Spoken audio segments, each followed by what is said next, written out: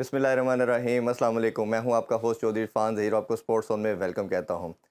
नाज़रीन, पाकिस्तान का national sport hockey है, हम जानते हैं।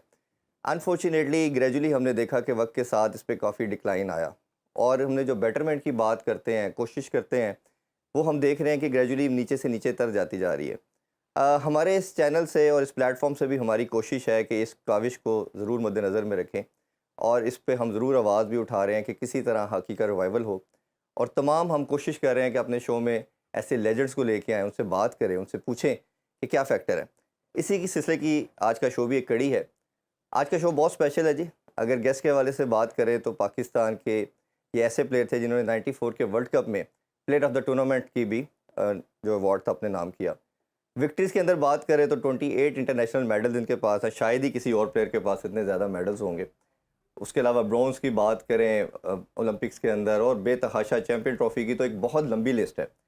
हॉकी फैमिली से तल्लक है, पाकिस्तानी टीम के मैनेजर भी रहे, पाकिस्तानी टीम के कोच भी रहे, the one and only, the legend, the superstar Khawaja Junaid. अस्सलाम वालेकुम ख्वाजा भाई। जी वालेकुम अस्सलाम। बहुत शुक्रिया, आपने टाइम दिया। बड़े अरसे से हम कोशिश कर रहे थे इससे बात करने के लिहाज से, और मेरा ख्याल है हॉकी के लिहाज से आपसे ज़्यादा इस टाइम इम्पोर्टेंट बंदा कोई नहीं है बात करने के लिहाज से। वो हम जब बात करेंगे तो सबके सामने आएगी क्या फैक्टर्स हैं कि आपसे बात करना क्यों ज़रूरी है।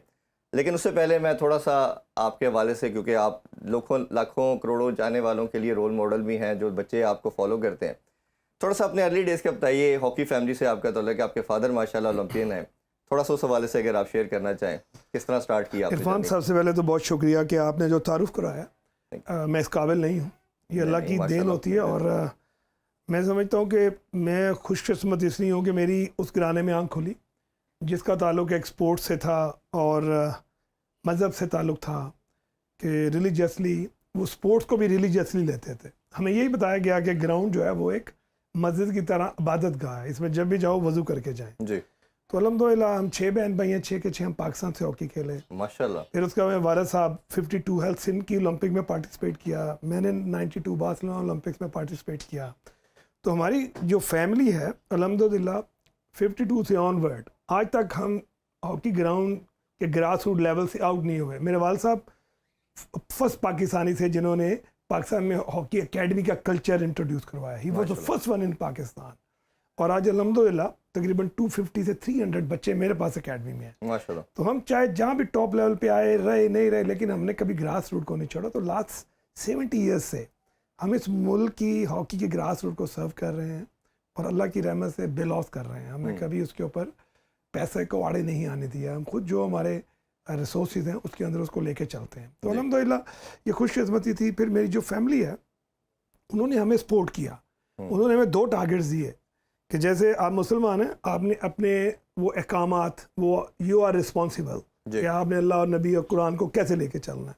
एंड देन उन्होंने कहा ये स्पोर्ट्स में हमारी फैमिली का नाम है, इसको भी हमने आगे लेके जाना है। मेरे वालिद साहब ओलंपियन थे, मेडल नहीं था, तो मुझे कहते थे यार वर्ल्ड कप ओलंपिक का जब तुम मेडल जीतोगे ना तो फिर मैं कहूँगा कि तुमने कुछ किया है। मैं पाकिस्तान टीम में आया तो मैं गले मिला, बड़ा खुश है। अपने वालिद साहब वो खुश नहीं थे। मैं कहा जी आप खुश नहीं है। कहते बेटा मेडल वर्ल्ड कप ओलंपिक, हाँ वर्ल्ड कप ओलंपिक का मेडल, उस दिन मैं तुम्हारा माथा चूमूंगा। क्या बात। तो ये टारगेट, जब वो मोटिवेशन घर से इस लेवल की हो और आपका एम ये हो कि ओबियसली एक बच्चा जब टीम में नाम आता है, इससे बड़ी कोई प्राइड मूवमेंट नहीं उसके लिए होती, बट देखें फादर का गोल उससे बड़ा वो देख रहे थे। exactly. वो कहते हैं ना ख्वाजा भाई कि इंसान सिर्फ एक फर्द से अपने से ज़्यादा कामयाब होना देखना चाहता है, वो उसके औलाद है, उसका बेटा खास तौर पे, कि वो उससे अलावा आपकी सक्सेस पे शायद कोई खुश नहीं होता जितना बाप होता है। अच्छा, थोड़ा सा आगे बढ़े तो माशाल्लाह जिस तरह मैंने बात की 28 मेडल इंटरनेशनल आपके कैडेट पे हैं, तमाम शायद टाइटल, तमाम अवार्ड्स जो हो सकते हैं वो आपके नाम पे आए। अल्हम्दुलिल्लाह आपको प्राइड ऑफ परफॉर्मेंस भी दिया गया। तो ये तमाम अपने जब जर्नी को आप देखते हैं तो कैसा फील करते हैं? यार इरफान, टू बी ऑनेस्ट मैं आपको बताऊं कि पाकिस्तान पहली चीज़, ठीक है, ऐसे उससे भी आगे चल जाए तो अल्लाह के महबूब की उम्मत ही, ये इससे बड़ी प्राइड कोई नहीं है। उसके बाद पाकिस्तान में पैदा होना, इससे बड़ी प्राइड कोई नहीं है। फिर लाहौर में रहना, इससे बड़ी प्राइड। देन मैं समझता हूँ मेरे मेडलों की बारी आती है। आप यकीन करें कि अभी हम इतना जोर लगाते हैं, मैंने भी दिन रात कोशिश किया, एज ए कोच ज्वाइन किया कि हम मेडल जीते हैं, अल्लाह ताला इस मुल्क को फिर इज़्ज़त दे। हमारे अभी हम बहुत दूर जा चुके हैं, मेडल के लिए हमें बड़ी जद्दोजहद करनी पड़ेगी इंटरनेशनली। तो यार इससे बड़ी क्या प्राइड होनी है कि जब आप जाते हैं, हमारे हमसाए मुल्क में हमने एशिया कप जीता, 1 लाख का क्राउड बैठा हुआ है, और वहाँ पे पाकिस्तान का परचम बुलंद हो रहा हो और वहाँ कौमी तराना बज रहा हो, क्या बात, पूरी दुनिया मिलकर नहीं बजा सकती। लेकिन स्पोर्ट्स, अभी मैं शो से पहले आपसे बात कर रहा था कि जब आप लोगों की विक्ट्रीज थी, जब आप सारे लेजेंड आपका ग्रुप खेलता था, और ख़ास तौर पे जो एक कमेंट्री साथ चलती थी, वो एक खूबसूरत मोमेंट जो एक इंसान के, वो कहते हैं ना, गूज़बम्प रोंगटे खड़े होना, और वो एक खूबसूरत मोमेंट थी। वो शायद अभी भी हम कभी हाईलाइट देखें पुराने मैचेस की, तो आपको उसी तरह वो रिकॉल करते हैं, तमाम मेमोरीज को उसी तरह एलिवेट फील करते हैं। अच्छा ख्वाजा भाई, अभी मसाइल के ऊपर तो एक लंबी आज हम कोशिश करेंगे आपसे सारा उस हवाले से बात करें। थोड़ा सा ये बताइए कि एक आप लोगों का जब ग्रुप था जिसने इतनी ज़्यादा विक्ट्री हासिल की, जिसमें आप, शहबाज सीनियर, ताहिर ज़मान, आसिफ बाजवा, जब ये लोग गए तो उसके बाद क्या ऐसी बेसिक मिस्टेक आपको नज़र आती हैं कि क्या लड़के पूल ही एकदम डेडलॉक आ गया, वो आने ब्लॉकेज होगी लड़कों की, या इंफ्रास्ट्रक्चर ख़राब हो गया, या वो लोग ऐसे नहीं थे, जो या हॉकी का स्किल लेवल ही इंटायरली डिफरेंट हो गया कि आप लोग ये बच्चे उसको कोप अप नहीं कर पाए? इरफान, इसमें दो चीज़ें, मैं पाकिस्तान से पहले मैं बाहर की बात करता हूँ कि हम लोग जीत रहे थे और जो रेस्ट ऑफ द वर्ल्ड था वो जीतने की प्लानिंग कर रहा था। They were doing the preparation how to win जी, ठीक है, हम जीतने के लिए जाते थे, ठीक है, वो प्रिपेयर कर रहे थे, नंबर एक। नंबर टू, हमारे यहाँ क्योंकि प्रिपरेशन नहीं होती, बना बनाया प्लेयर आता था, उसको टीम में ले लिया जाता था, ठीक है। कोई ऐसा, मैं कहता हूँ कि मैं बड़े आपको वसूख से कहता हूँ कि शहबाज सीनियर को किसी ने बनाया नहीं है, वो अपनी क्लब से निकला, अपने इलाके से निकला और पाकिस्तान टीम में आ गया, अच्छा खेला आ गया, ठीक है। इसी तरह कोई हमारे पास ऐसी अकेडमी नहीं होती थी नेशनल लेवल पे जहाँ से टैलेंट को आइडेंटिफाई करके तो ग्रूम किया जाता जी। अच्छा, ये लम्हा फिक्रिया था। जब हम जीत रहे थे तो जीत के नशे में फ्यूचर प्लानिंग नहीं कर सके, बाकी दुनिया कर रही थी। अच्छा, अब क्या होता है कि हमारे यहाँ जेलसी का एलिमेंट हमेशा से रहा है कि प्लेयर को जल्दी रिटायर कर देना, अगर प्लेयर को आप निकाल रहे हैं तो आपके पास आगे क्या है। तो इसी तरह जो हमारा ग्रुप था वो भी अर्ली रिटायर हुआ हुआ है, ये प्रोलॉन्ग कर सकता था। देन इनके पीछे जो बच्चे आ रहे थे वो ग्रूम होकर टीम में आते तो शायद इतना बड़ा गैप, हाँ, थोड़ा सा उनको प्रिपेयर करते, उनको मैचेस खिलाते, वो रेडी होते, फिर आके खेलते। वो एकदम से पूरी टीम को हटा देना और एकदम से नए बच्चों को ले आना, वो इस वक्त सर्वाइव नहीं कर सकता इंटरनेशनल। तो ये एक फ्लॉ था। फिर यूरोप ने उन्होंने स्पेशली हॉकी को इसमें आर्ट्स के साथ साइंस को कन्वर्ट कर दिया आर्ट में, कि उन्होंने पूरे प्लेयर्स का डाटा जो है ना वो बनाना शुरू कर दिया। बिल्कुल ठीक, कि इसकी स्पीड कितनी है, इसके रिफ्लेक्सेस क्या कहते हैं, मतलब स्किल से पहले फिजिकल मॉडर्न तमाम चीजें एडवांसमेंट में डाल दी। ठीक है, उन्होंने टेक्नोलॉजी और साइंस को इन्वॉल्व करके थर्ड वर्ल्ड को आउट क्लास कर दिया। बिल्कुल ठीक, ठीक है। हम लोग टेक्नोलॉजी को आज भी नहीं मानते, हम आज भी आर्ट्स के ऊपर ही हैं कि आर्टिस्ट जो है ना वो आके रख देगा, वो आएगा काटेगा 10 बंदों को गोल कर देगा। तो we are waiting for the artist कि जी आके तो जिता, ये नहीं होना।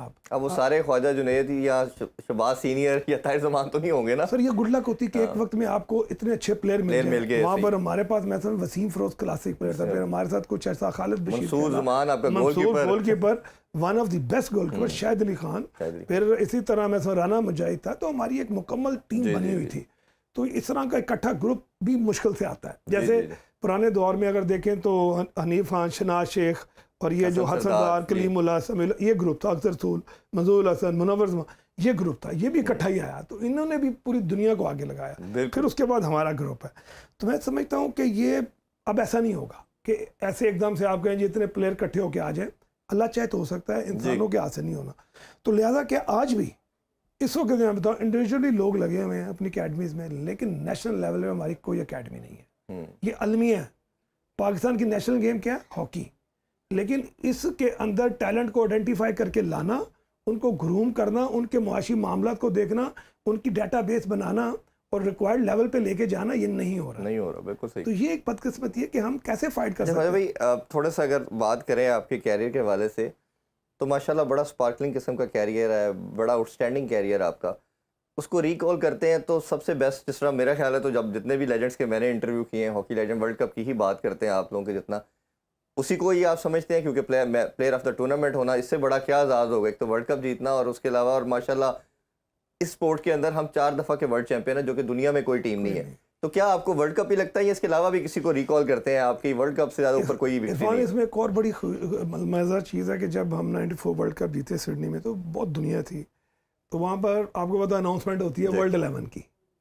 तो अल्लाह पाक की रहमत से वर्ल्ड 11 में भी मेरा नाम था। जी बिल्कुल ऐसे ही। ठीक है जी। तो मैं ये समझता हूँ शहबाज सीनियर था, मैं था, इस तरह मरहूम मंसूर थे। जी तो ये अल्लाह ताला की एक ख़ास करम नवाजी है कि आप एक डिफेंडर होते हुए इन एजाज़ात के साथ अल्लाह ताला आपको नवाजे, ये सिर्फ उसकी करम नवाजी है। लाइमलाइट में नॉर्मली हमने ख्वाजा भाई देखा है कि वो सेंटर फॉरवर्ड होता है, टैकल जो होता है, या गोल करने वाला होता है, वो ठीक प्रोमिनेंट है। होता है। लेकिन आपको मुझे अच्छी तरह याद है, मैं जब भी इसको देखता हूँ, रिकॉल करता हूँ, को आपको वॉल का उन्होंने कमेंटेटर ने नाम दिया, क्योंकि तब तो ओबियसली उर्दू में कमेंट्री भी हम सुनते थे, बट इंग्लिश में भी हम सुनते थे, तो वॉल का नाम दिया गया कि ख्वाजा से बॉल पास करके जाना मंसूर तक बड़ा मुश्किल है, पीछे वो भी नहीं होने देता।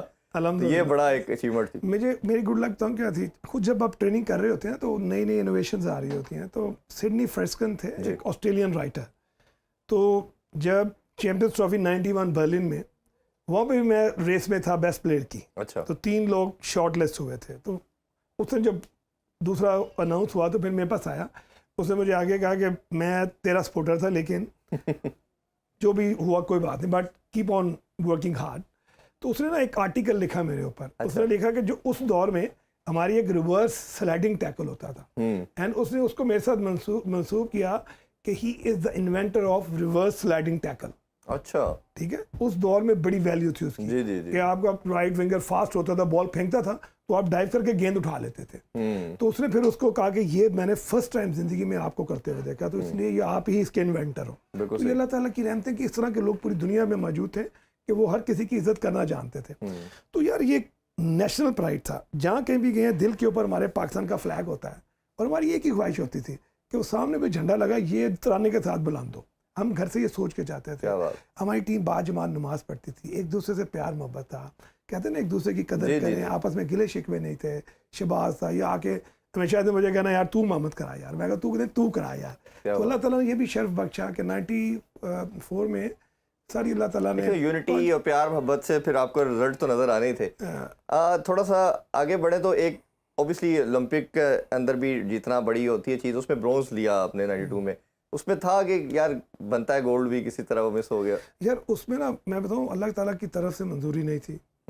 हमारी टीम उस वक्त जर्मन कोच ने, पॉल लेजिंग ने स्टेटमेंट दी कि अगर मैं पाकिस्तान को जीत गया तो विल बी द चैंपियन। ठीक है, उसने कहा पाकिस्तान, ये शहबाज भाई ने बात बताई थी। उसने कहा पाकिस्तान टीम का कोई कंपैरिजन नहीं है। वो मैच हमारा एक्स्ट्रा टाइम तक गया, हमारी टीम बहुत बेहतर खेली, but we were very fortunate कि आप यकीन करें ऐसे ऐसे गोल मिस हुए हैं कि आज भी हम देखते हैं ना, एक गोल मिस हुआ हमारे प्लेयर से, I don't want to mention the name. तो नेक्स्ट डे हमारे कोच थे सलाउद्दीन साहब, वो नेक्स्ट डे ले गए ग्राउंड में सारी टीम, उन्होंने कहा यार इस जगह से दोबारा गोल मिस करो। तो he tried 10 times but all went in, कोई बाहर नहीं गई। ठीक है, बात अल्लाह की नहीं मर्जी, अल्लाह की मर्जी नहीं थी। तो वो हम इसी तरह जैसे लास्ट वर्ल्ड कप लाहौर में हम हार गए, अगली दफा फिर उन्हीं से जीत गए, तो ये अल्लाह की मर्जी थी। जी बिल्कुल। अब थोड़े से मसाइल और इन चीज़ों की तरफ भी आते हैं। क्यों नहीं जी? जिस तरह का आपके कैरियर की बात की, आप माशाल्लाह उन प्लेयर्स में से हैं जिसने सब कुछ ही देखा, एज ए मैनेजर भी, एज ए हेड कोच भी। तो एज ए ख्वाजा जुनैद क्या ज़्यादा आपने इंजॉय किया एज ए कैप्टन, टीम का मेंबर होते हुए, प्लेयर के तौर पे, या कोच या कैप्टन? किस तरह आपको लगता है मैनेजर, किस रोल में आपको ज़्यादा मज़ा आया? यार मैं बताऊँ, टू बी ऑनेस्ट, जो आप एज ए राइटर इंजॉय करते हैं ना, एज एन इंडिविजुअल, उसका कोई कंपैरिजन नहीं है। जब मैं खेलता था ना, तो वो एक डिफरेंट प्राइड थी कि आपको पता है यार मैंने अपने किरदार को किस तरह बेहतर करना है, मैंने गेम को कैसे बेहतर करना है, and then how I contribute and deliver. मेरी सोच ये होती थी as an individual, but as a coach आपका पूरे 25 लोगों का ग्रुप होता है, और उन 25 लोगों को अंदर हारमोनी पैदा करके अकॉर्डिंग टू सिचुएशन इम्प्लीमेंट करवाना। जब तक उन प्लेयरों के अंदर एज एन इंडिविजुअल वो सलाहियत नहीं होंगी तो you will be a never successful coach. जी ट्रू। ठीक है, तो ये बदकिस्मती हमारी रही है कि हम लोग एज एन इंडिविजुअल हमें बेहतर होने की ज़रूरत है, तो हमेशा एज ए इंडिविजुअल इंजॉय किया। लेकिन आप देखें, प्राइड ही जो है ना वो एंजॉयमेंट होती है, याद रखें। एज ए कोच हमारी प्राइड्स बहुत कम है। 2010 में हम एशियन, लेकिन वो रोल ओबियसली डिफरेंट हो जाता है आपके बच्चों के लिए, एज ए टीचर वाले रोल में आ जाते हैं। अच्छा, मसाइल की मैंने बात की, हम जिस तरह मैंने कहा कि सारे टाइटल पाकिस्तान है, पाकिस्तान की दुनिया में रिकग्निशन हॉकी ने की, 4 दफ़ा के अभी भी हाईएस्ट वर्ल्ड चैम्पियन हैं हम। अनफॉर्चुनेटली अब क्वालिफाइंग राउंड भी नहीं खेल पाते, हम क्वालिफाई भी नहीं कर पाते। ओलंपिक की क्वालिफिकेशन होनी थी प्रो लीग के लिए, प्रो लीग के लिए जो फंड चाहिए था प्रॉब्ली 7-8 करोड़ था, वो गवर्नमेंट की तरफ से नहीं दिया गया, उल्टा हमें फ़ाइन हुआ। हमारी जगह भारत ने पार्टिसिपेट किया, वो फिर बाद में पार्टिसिपेट करके सिल्वर ले गया। मेरा मैं अभी भी हमेशा अपने शो में कहता हूँ, जितने भी आप लोग आते हैं, कि इससे बड़ा क्राइम हॉकी के साथ नहीं हो सकता कि आपने इतने थोड़ी अमाउंट, अगर मेरे जैसे बंदे को कहा जाए तो शायद मैं किसी से मांग के कुछ करके हॉकी के लिए, क्योंकि लाखों करोड़ों अभी भी चाहने वाले हैं हॉकी को जो इसको फैसिलिटेट करते हैं, बट ये बहुत बड़ी ज्यादती हुई। दूसरा, फिर वर्ल्ड कप की क्वालिफिकेशन थी, एशिया कप हो रहा था और उसमें हमारा 12वां खिलाड़ी चला जाता है, 12वां खिलाड़ी जाता है और कोई ब्लेम अपने पे लेने को तैयार नहीं होता, मलबा सारा आप पे डाल दिया जाता है। ख्वाजा भाई अभी एक ब्रेक ले लें, ब्रेक से वापस आप इस पर डिटेल आपसे डिस्कशन करनी है। नाज़रीन, don't go anywhere, stay with us, we will be right back after short commercial break. Welcome back in sports on. हम ख्वाजा जुनैद से बात कर रहे थे। ख्वाजा भाई, शॉर्ट आपने भी सुना, हमने भी सुना। पहले अगर मैं इसका आंसर लेने से पहले अगर आप उस पर कुछ कहना चाहें, जो पहले प्रो लीग का मसला था जिसमें फ़ंड नहीं मिल सके, तो कुछ ऐड करना चाहें उस बात में आप। देखिए, मैं ये समझता हूँ कि प्रो लीग से हमें किसी सूरत भी आउट नहीं होना चाहिए था, what ever the circumstances, you know. वो उस जैसे आप जैसे बंदे ने कहा यार मुझे पता होता तो मैं अरेंज कर लेता, नहीं समझे। जो लोग उस टाइम बैठे हुए थे, उन्होंने क्यों नहीं कोशिश की? टॉप मोस्ट प्रायोरिटी कि कुछ भी होता या अरेंज करते या रिजाइन कर देते। कम से कम मुल्क में शोर पड़ता कि यार एक छोटी सी चीज के लिए टीम जो है, आज अगर हम प्रो लीग खेल रहे होते तो Pakistan team top 10 sir, media पे अगर हाईलाइट की जाती, बात बताया जाता तो वेवेला मच जाता, कुछ ना कुछ तो जरूर होता। क्यों नहीं किया गया, ये एक क्वेश्चन उठता है कि उस वक्त के जो भी लोग थे उन लोगों को चाहिए था कि ये बड़ी मुश्किल से जद्दोजहद करके पाकिस्तान को, उन्होंने कहा यार पाकिस्तान तो आता नहीं था प्रो लीग में, बड़ी फाइट के बाद पाकिस्तान को उन्होंने डाला कि पाकिस्तान इंडिया के बगैर हॉकी कंप्लीट नहीं होती, तो मैं उस पर ऐड कर दिया। लेकिन बदकिस्मती से कि उसको एज ए मैं समझता हूँ कि ग्रांटेड लिया गया। वो एक बहुत बड़ा हमारा तो मेरा ख्याल है उसके बाद हम कम से कम हॉकी में हमें जो डेंट पड़ा है, जो 5-6 साल हमें पीछे फेंका गया है, ये बहुत बड़ी जाती है। अब सबसे मेन क्वेश्चन पे आते हैं। स्टेटमेंट हमने सुन ली, आप पे तनकीद हुई, आप पे ही बैन लगा, आपको ही फाइन किया गया, फिर एक कमेटी बाद में बनती है, वो भी बाद में ख़त्म करके आपको उसमें से निकाल दिया जाता है। खुद आप बताइए, हम नहीं इसमें आपसे जानना चाहेंगे ये क्या सब कुछ हुआ। इरफान, अल्हम्दुलिल्लाह, जैसे मैंने कहा मेरी फैमिली जो है वो अल्लाह की रहमत से पिछले 6 to 7 डेकेड से पाकिस्तान की ग्रास रूट पे खिदमत कर रही है और अल्हम्दुलिल्लाह बेलॉस कर रही है और एक दबा नहीं है, नेवर। बिल्कुल, मेरे वालिद साहब से लेके मुझ तक कभी किसी ने उंगली उठा के बात नहीं की है, ठीक है। और मैं समझता हूँ कि बीइंग अ हॉकी टेक्नोक्रेट, मतलब मैं अगर अभी मैं मैचेस की तादाद देख रहा था 171, ये मेरे तकरीबन 350 मैचेस हैं माशाल्लाह, अल्हम्दुलिल्लाह। माशाल्लाह। और 350 मैचेस में मुझे कोई रेड कार्ड ही नहीं है। क्या बात। मेरा समझ, कोई पेनल्टी नहीं है, मेरे कैरियर पे कोई ऐसा धब्बा नहीं है, ना मुझे कोई बैन किया गया, ना मुझे कोई सजा दी गई, ठीक है। ये मैं समझता हूँ। अच्छा, उसमें जिस तरह एक्मैन की स्टेटमेंट्स हमने सुनी, उन्होंने बड़ा कैटेगोरिकली इसमें एलेबोरेट किया कि ये ह्यूमन एरर और प्लेयर ने खुद जाना होता है, हमने प्लान डिफाइन किया होता है और इस तरह होता है। बाकी मैंने आपके अलावा भी जिन लेजेंड्स को बुला के ओलंपियंस का इंटरव्यू किया, उन्होंने भी कहा कि ये ह्यूमन एरर के अलावा कुछ नहीं है, किसी एक बंदे को पेनलाइज करना। और अगर इन जनरल मैं देखूं मैनेजर के रोल को, अगर हम क्रिकेट के अंदर देखते हैं, बाकी स्पोर्ट्स में देखते हैं, तो वो मैच से पहले उसका रोल होता है। उसका रोल होता है अकोमोडेशन के लिहाज से, बाकी टीम का कोड ऑफ कंडक्ट के लिहाज से, बाकी जितने भी लुक आफ्टर करने के लिहाज से। Once you are in the stadium, in the ground, तो वो तो सारा का सारा रोल कोच का स्टार्ट होता है। जैसे एकमन साहब ने भी कहा, ये अगर रिस्पॉन्सिबिलिटी डालनी थी तो मेरे पे थी, तो कि क्या ये डेलिबरेटली आपको लगता है प्लानिंग करके सारा मलबा आप पे डाला गया? इसकी थोड़ी सी मैं स्टोरी शेयर कर देता हूँ। आसिफ आजा जब सेक्रेटरी थे तो उन्होंने एकमैन के जब ये स्टेटमेंट थी तो उन्होंने कहा कि इसमें आपका कोई फॉल्ट नहीं है। उन्होंने मुझे ग्रीन सिग्नल दिया और आई रिजाइंड। मैं एज ए मैनेजर काम करना चाहता ही नहीं था, क्योंकि एज ए कोच मेरी एबिलिटी है, मैं जाके ये टिकट्स, फ्लाइट्स, खाने, बसें अरेंज करना, ये मेरा रोल नहीं था। तो I many time I told him कि यार मैं इस ओहदे पे नहीं काम करना। बिल्कुल ठीक। In short I resigned. मेरे पे कोई प्रेशर नहीं था किसी किस्म का, जी मैं ये हो जाएगा, बाइक रिजाइन। उसके बाद ये वाकया 22 मई का है और उस फेडरेशन क्योंकि डी नोटिफाई थी जी, इसलिए मैंने इनको जवाब देना समझा ही नहीं कि जब एक ऑर्गेनाइजेशन को गवर्नमेंट ही नहीं मान रही है तो उसके किसी भी पेपर की कोई वैल्यू नहीं है। Now they are answerable. जब ये जाएंगे तो they are answerable to each and everything. जो जो उन्होंने लेटर निकाले हैं, जो जो लिखे हैं, वो अच्छा, आपका ख्वाजा भाई मानना यही है कि ये ह्यूमन एरर था जो हुआ? देखिए 100% ह्यूमन एरर है, ठीक है। इसकी कोच ने बैठ के सारी तहकीक की, वो जबान से जीतना चाहता था हर प्लेयर, हर मैनेजमेंट का बंदा, उसमें हुआ, बाकी मैचों में क्यों नहीं हुआ जी, ठीक है ना जी। अगर मैं एज ए कोच या ये एकमैन की कैरियर में कभी ऐसा वाकया नहीं हुआ, तो ये ह्यूमन एरर होता। अभी ये वर्ल्ड कप जो ये ओलंपिक्स हुई हैं, जी जापान कोरिया के मैच में जापान के 12 प्लेयर खेल रहे थे, उन्होंने तो अपने किसी कोच मैनेजर को बैन नहीं किया। हाँ बिल्कुल ठीक है, ये कॉमन है। ये आप उसमें देखें। और मेरा ख्याल है अगर करना भी था तो उस प्लेयर पे सबसे ज्यादा ऑनेस्ट रिस्पांसिबिलिटी आती है। ओलंपिक्स में आपको शेयर उस लड़के पे आता है कि जिसको इतनी अवेयरनेस नहीं थी, कभी लड़का बाहर नहीं आ रहा, वो कैसे अंदर जा रियो ओलंपिक्स में जर्मनी और अर्जेंटाइन का मैच था। उस समय अर्जेंटाइन के 12 प्लेयर खेल रहे थे और अर्जेंटाइन ने गोल किया, नहीं पता चला अंपायर को, और अर्जेंटाइन जीत गया वो मैच। ठीक है, बाद में पता चला कि जीत 12। तो ये एक कॉमन एरर है और इसके ऊपर कभी किसी को पेनलाइज नहीं किया जाता। तो ये एक ज़ातियात थी।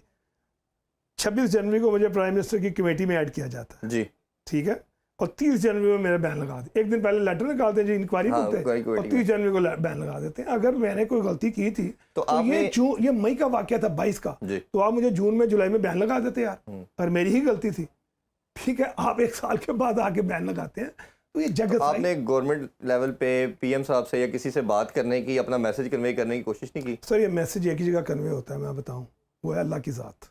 मेरा बहुत स्ट्रॉन्ग बिलीव है, सब लोगों का होगा, दुनिया में भी और आखिरत में भी। बिल्कुल ठीक। जब आप किसी के ऊपर तोहमत लगाते हैं और तोहमत या इल्ज़ाम लगाते हैं जिसकी कोई आपका तहकीक नहीं है, वो स्टेट में अगर आप चुप रहते हैं तो वो अल्लाह ताला उसका जवाब लेता है। मेरा अल्लाह इनसे जवाब लेगा।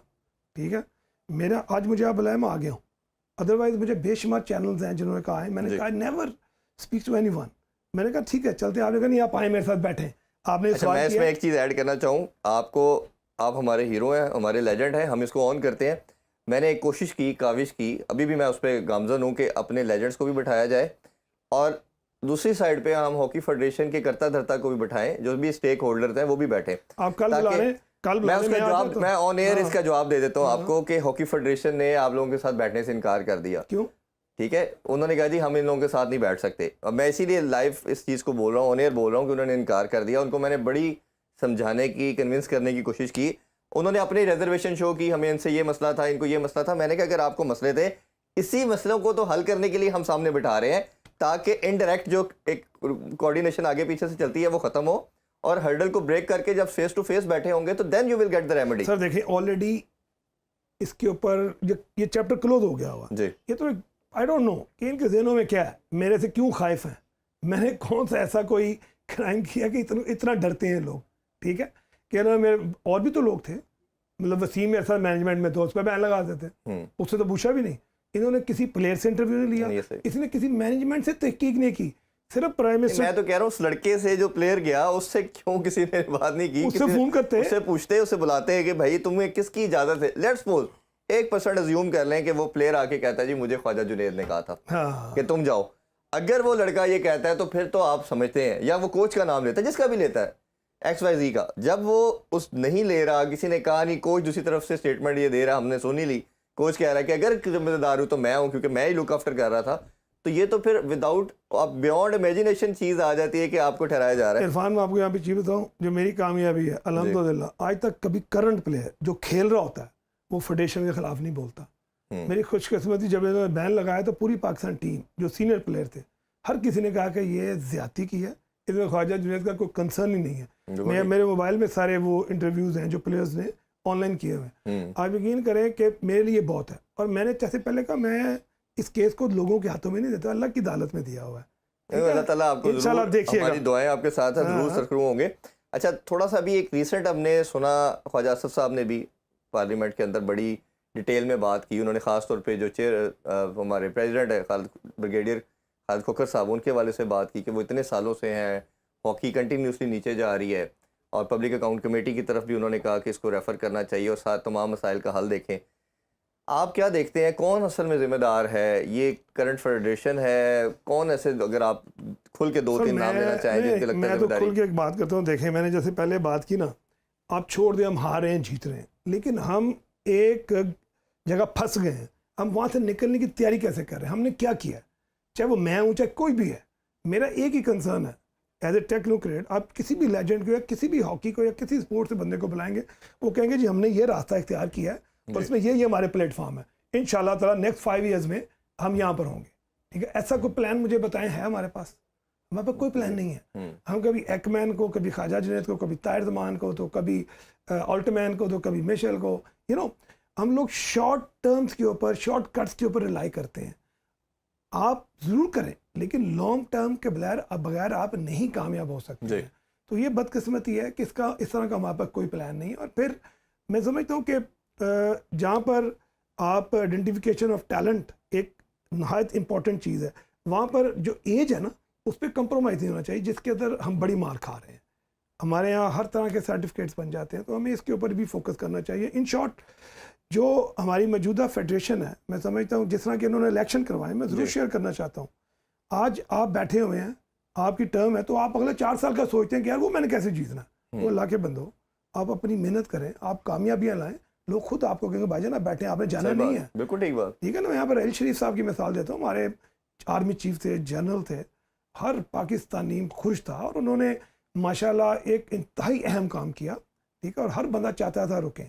ये एलिमेंट आना चाहिए हर इंडिविजुअल के अंदर। We are Pakistani, we are pride.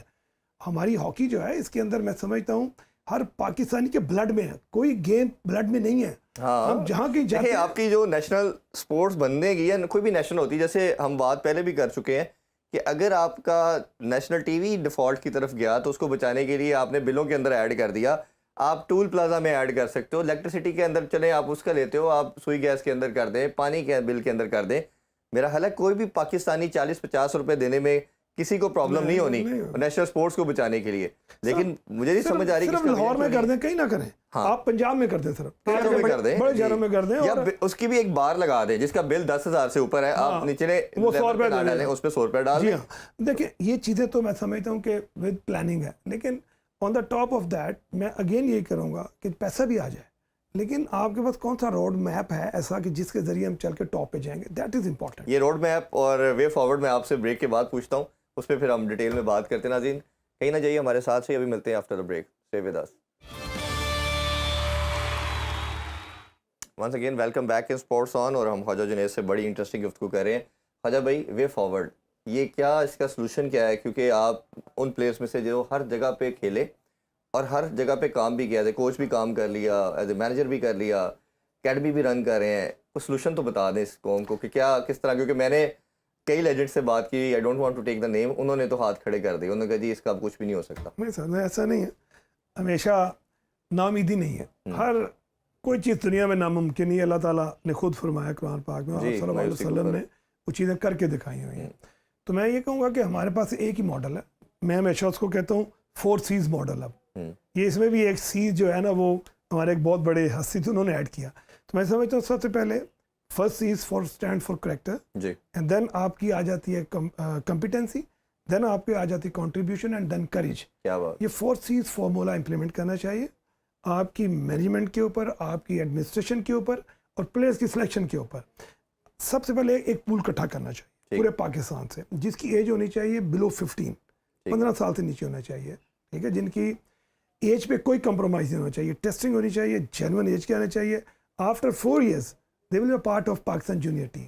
ठीक है, एंड देन नेक्स्ट ईयर वो पाकिस्तान सीनियर टीम होगी। तो अब इस रोड मैप के साथ चलना चाहिए। उनको कंट्रोल एनवायरनमेंट के साथ डेवलप करना चाहिए कि कब सोना है, कब जागना है, डाइट क्या लेनी है, गुफ्तगू क्या करनी है, उन्होंने कब बाहर जाना है, कब आना है, उनको मिलेगा कौन। वो बच्चे जैसे मुर्गियों का शेड नहीं होता, कंट्रोल एनवायरनमेंट, मतलब हर चीज़ आपकी कंट्रोल में होनी चाहिए। ठीक है, तो फिर वो ग्रुप जो है ना, वो दुनिया को जीत सकता है। बिल्कुल ठीक। अगर हम कहेंगे ना कि कोई ओवरनाइट, और इसमें जो दूसरा पॉइंट है, ये तो आपने चले एक ओवरऑल आपने गाइड किया। दूसरा बताइए, ये जो मॉडर्न डे हॉकी है, जो हमारी एक अपनी क्लास थी, जिस तरह हम ड्रिलिंग के थ्रू और डॉज करके एक बॉल को लेके जाते थे, और जिन्होंने आके काउंटर किया यूरोपियन कंट्री ने, खासतौर पे मैन टू मैन मार्किंग वाला जो सिलसिला कार लेके आए, तो मॉडर्न डे हॉकी को भी काउंटर करना ज़रूरी नहीं? आप समझते कि हम अपनी स्किल्स के साथ इसको भी करना पड़ेगा? सर देखिए, आप करेंगे तो आप मैनेज कर पाएंगे। मैं आपको चीज़ बताता हूँ, अगर आप क्रिकेट की एग्जांपल दूँ ना तो इजी हो जाएगा। आजकल वैल्यू किसकी है? गुड फील्डर, गुड बैट्समैन, ठीक है जी, और इवन गुड बॉलर, ऑलराउंडर्स की। इसको जिस टीम में ऑलराउंडर्स ज़्यादा है वो टीमें जीत रही हैं। आप देख लें पूरी दुनिया में।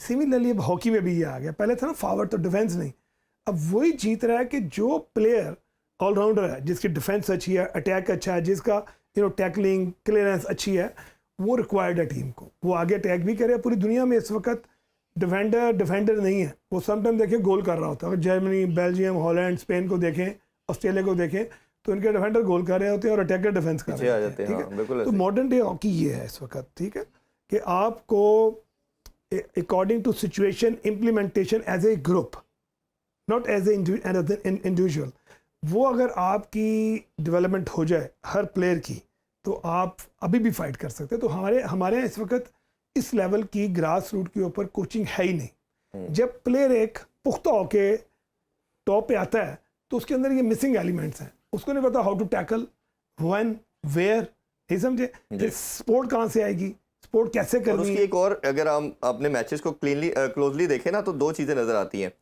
पहले 2 हाफ हम अच्छे खेलेंगे, लड़कों में शायद एनर्जी लेवल ज़्यादा होती है, गोरे 4 के 4 हाफ एक तरह के खेल रहे हैं, उनकी स्ट्रेंथ लेवल, उनकी फिटनेस, उनका एनर्जी लेवल इंटैक्ट रहता है।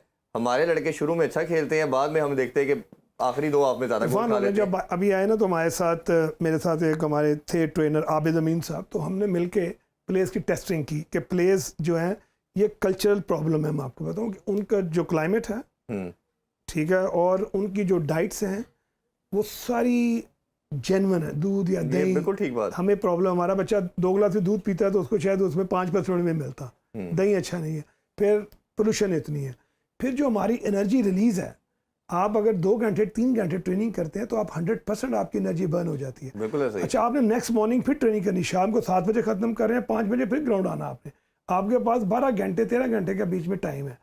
तो क्या आप अपनी एनर्जी को रिकवर करके आ रहे हैं? हमने इसके ऊपर किया, हमने प्लेयर्स का शुगर लेवल लेके before training and after training, तो फिर हमने डाइट सजेस्ट की, but it's a long procedure. जी बिल्कुल ऐसे ही। साइंस जैसे आपने बात की, साइंस को ऐड करना पड़ेगा, टेक्नोलॉजी को ऐड करना पड़ेगा। जी बिल्कुल। अच्छा, एक और जुनेद भाई, बड़ा एक मसला आप लोगों के ऊपर एलिगेशन आता है, जिस पे मेरा भी कंसर्न है कि आप सारे डिफरेंट जगहों पे तो ओपिनियन देते हैं सारे ओलंपियन, और जिस तरह आप सबकी, आपका और आपसे पहले वाले पूल की बड़ी फतूहात हैं, और जिस तरह आप लोगों ने हॉकी को लिफ्ट करके रखा, पूरी दुनिया में नाम पैदा किया। अब मसाइल इंडिविजुअली तो बात करते हैं, कभी इकट्ठे नहीं बैठते और एक दूसरे पर तनकीद करते हैं। जो बोर्ड में होता है, फेडरेशन में होता है, वो चुप कर जाता है, जो बाहर बैठे होते हैं उस पर तनकीद करते हैं। कभी भी किसी फोरम पे उन्होंने ये काविश नहीं की, कोशिश नहीं की, जिस तरह मैं कोशिश कर रहा था कि इस तरह की, और अब इंशाल्लाह हम ज़रूर उसमें करेंगे दोबारा। तो आप लोग क्यों नहीं इकट्ठे होकर कोई सोल्यूशन निकालते? क्योंकि हॉकी से आप लोग बने, हॉकी से पाकिस्तान की पहचान बनी, तो अब उसका सोल्यूशन आप लोग मिलकर क्यों नहीं निकालते सारे लोग? सर देखें, ये चीज़ तो मैं समझता हूँ आपने बड़ी खूबसूरत बात की है। जैसे आपने भी प्रोग्राम से पहले कहा कि आप सारे लोगों को इकट्ठा करके तो एक शो करना चाहते हैं, तो ये इसी तरह की मैं समझता हूँ कि सोच होनी चाहिए। ये जो जर्नलिज्म है वो है क्या, लोगों को पता होना चाहिए, आगाही देना जी, एग्जैक्टली, आगाही देना और चीज़ों को हमांग करना, अब हमांगी लाना, तो ये आपका एक टॉप मोस्ट प्रायोरिटी है। अब हमारी बदकिस्मती क्या है कि खुद ही ग्रुप बना दिए जाते हैं, वो गलत है। आप मेरे उठा के कैरियर देख लें कि मेरी, देखिएगा मेरी कितने लोगों पे तनकीद है। अगर मैंने कोई गलत काम कर भी दिया मिसाल के तौर पे, तो हम कमरे में बैठ के हल नहीं कर सकते। बिल्कुल ऐसा ही है। उसको पब्लिसाइज क्यों किया जाता है? ठीक है ना। और मेरे अंदर पेशेंस है कि मैं अपनी इसलिए मिसाल दे रहा हूँ कि मैंने कभी आपके चैनल का, मैंने कभी अपने मुंह से एक लफ्ज नहीं निकाला किसी के बारे में। मेरे पे इतने इल्जाम लगाए, इतना कुछ किया गया, क्योंकि मैं अंदर से, आप पहली दफा मेरे ख्याल है किसी भी फोरम पे आके बात की है, फर्स्ट टाइम, तो मैं इसलिए इकट्ठा होके बैठना जरूरी होता है। अब बेशक आप गलत तरीके से ओहदेदार बन गए और भाईजान आप गलत बन गए, तो आगे काम तो अच्छे कर लें। वो गवर्नमेंट का ओहदा है, मतलब आपकी पर्सनल जागीर तो है नहीं है, आप आंसरेबल है, आप आंसरेबल है जी। हम लोग पब्लिक ऑफिस जब आप होल्ड करेंगे तो यू आर आंसरेबल। मैं ये कहूँगा आप जैसे मर्जी आगे, लेकिन आगे जो आपके रोल है ना, वो इतने पॉजिटिव होने चाहिए कि दुनिया के आपसे बेहतर बंदा ही कोई नहीं। ठीक है, तो वो आगे ऐसा नजर आता है कि जैसे जिस तरह आप आए हैं उसी तरह के आप काम कर रहे हैं। ठीक है जी, सिंध गवर्नमेंट में पैसा दिया तो उनके प्लेयर टीम में होने चाहिए, कैंप में होने चाहिए। ये तो रोल है कि जो पैसा दे दो उसका बंदा टीम में डाल। वो तो हमारा पॉलिटिकली ये देख लें या जनरल देख लें कि जो पिछलों पे बात करके सब आगे की जलने की कोशिश करते हैं। बदकिस्मत ये मैं समझता हूँ। देखें, ये गुड्डी गुड्डे का खेल खत्म होने चाहिए। जो नेशनल प्राइड्स हैं, मैं आपके चैनल से ये मैसेज देना चाहता हूँ कि जो नेशनल प्राइड्स हैं उनसे कंप्रोमाइज़ नहीं होना चाहिए। बिल्कुल ठीक। चाहे कोई भी इंसान हो, जितना मर्जी मजबूरी हो, उसके साथ क्यों। देखिए अभी अरशद नदीम की मिसाल देता हूँ, उसने जेवलिन मारा या नू बाट ने वेट उठाया तो पूरा पाकिस्तान ऑन टॉस था। ऐसे ही हर पाकिस्तानी प्राइड फील कर रहा था कि मैं पाकिस्तानी हूँ। आपको हुब्बुल वतन होने के बनाने के लिए स्पोर्ट्स अहम रोल अदा करता है। बिल्कुल ऐसे ही है जी। तो अगर शाहिद अफरीदी ने छक्का मारा या हसन रज़ा ने गोल किया है तो पूरा पाकिस्तान ऑन टॉस होता था यार। ऐसा ही है। तो ऐसे मौके हमें लाने चाहिए। अगर हम साल में इस तरह के 20 मौके लाएंगे तो ये कौम बनेगी ना। बिल्कुल बनेगी। और आप ये देखें कि हमारा जिस तरह का एक टेंस माहौल है और जो सारी चीज़ें सर्कमस्टांसिस के अंदर, आपने पॉजिटिव या प्लेयर लेना कहाँ से है?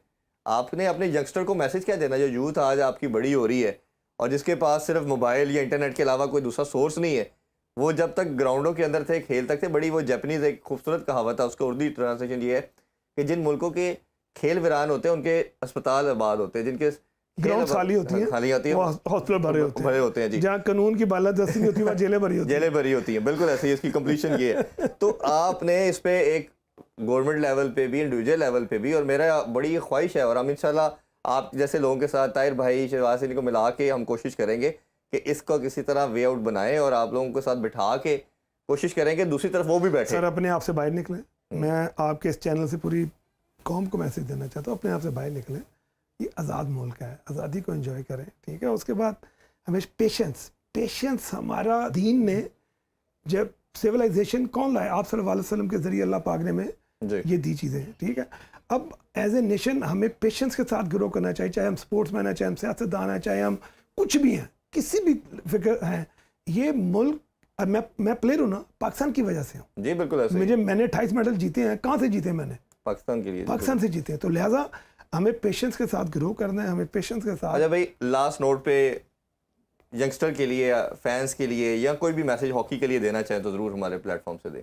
देखिए, मैं अभी जो बात कर रहा था मैं उसी को आगे लेके चलूँगा कि हमें, आपने बड़ी खूबसूरत बात की कि ग्राउंड भरी होनी चाहिए। आपको पता क्या होता है, जब आप स्वेट आउट करते हैं तो आपके अंदर जितने नेगेटिव केमिकल्स होते हैं, टॉक्सिक मटेरियल सब निकल जाता है, सब निकल जाते हैं। आपके अंदर पेशेंस आ जाती है, आपके जो हार्मोन्स हैं वो रिलीज हो जाते हैं, आप प्लेजर फील करते हैं, आप हर किसी को हंस के मिलना चाहते हैं। तो प्लीज़ एक तो अपने आप को वर्कआउट में लाएं, मत देखें मेरी गरीबी, छोड़ दें। एज ए ह्यूमन अल्लाह ने आपको सेहत दी है तो उसको संभालें, ठीक है, नंबर 1। नंबर 2, मैं ये कहूँगा कि पूरी दुनिया में मैं एक एक कोना फिर के आया हूँ, इससे खूबसूरत खत्ता नहीं है पाकिस्तान से खूबसूरत। जब यहाँ बारिश होती है तो खुशबू आती है, मैंने दुनिया के किसी मुल्क में ये खुशबू नहीं देखी।